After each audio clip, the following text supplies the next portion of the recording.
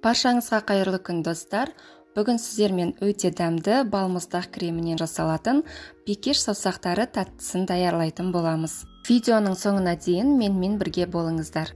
Ең алдымен сотейнигімізге суымызды, шекерімізді және де сары майымызды салып, орташа отта сары майымыз ерігенше және массамыз қайнағанша ұстайтын боламыз.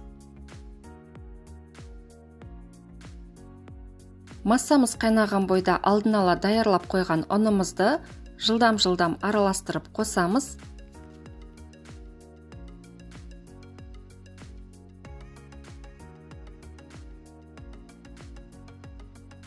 Барлық массамыз араласып, біркелкі қамыр шыққанша араластырамыз.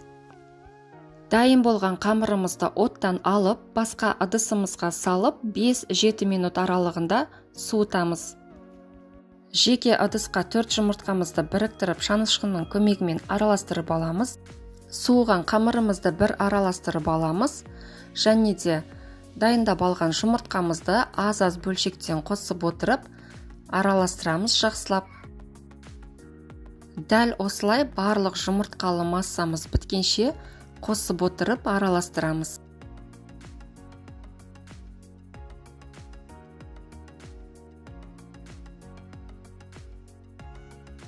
Барлық жұмыртқамызды қосқаннан кейін бізде осындай масса шығуы керек. Енді дайын болған қамырымызды кондитерлік қапшыққа салып, насадканың көмегімен пергамент төселген формамызға сығып шығамыз. Өзіңізде бар ыңғайлы насадкамен сықсаңыз болады, немесе насадкаңыз болмаса шай қасықтың көмегімен де салып шығуға болады.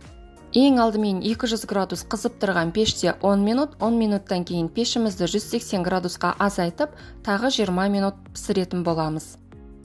Біздің қайнатпалы қамырымыз осылай пісіп шығады, осы күйінде суытамыз. Ендігі кезекте біз балмұздақ, яғни пломбир кремін даярлаймыз. Салқын кілегейімізге қант ұнтағын қосып, миксеріміздің ақырын жылдамдығынан бастап жылдамдықты қоса отырып, әбден қоюланғанша миксерлейміз. Кілегейіміз қоюланған сәтте миксерімізді тоқтатамыз. Дайын болған кілегейімізге 20% қаймағымызды және сгущенкамызды қосып, лопатканың көмегімен барлығын біріктіріп араластырамыз. Біздің нағыз пломбир балмұздағы дәмін беретін креміміз дайын. Енді тәттімізді жинаймыз. Ол үшін әрбір піскен қамырымызды кремге мала отырып, тарелкамызға немесе кез келген ыдысыңызға жинасаңыз болады. Менде осындай тарелкамен 3 порция шықты. Тарелкаңыздың көлеміне қарай шамамен сол 3-4 порция шығатын болады. Тәттіміздің бетін қалауыңызша әсемдесеңіз болады. Мен шоколадты ерітіп осылайынан жағып шықтым, және де таңқурай жемісін қолдандым. Сіз өзіңізде не бар, бәлкім жаңғақпен, басқа да нәрселермен әсемдесеңіз болады. Кремі сіңгенше осылай жарты сағатқа қалдырып қойсаңыз болады. Біздің балмұздақ кремі қосылған бикеш саусақтары тәттіміз осымен дайын. Десертіміз өте дәмді, нәзік болып шығады. Міндетті түрде сіздер жасап көріңіз. Рецепт ұнаса жүрекшені басып, пікір қалдырып, және каналыма тіркелуді ұмытпаңыздар. Сіздермен бірге болған мен Саяна, астарыңыз дәмді болсын.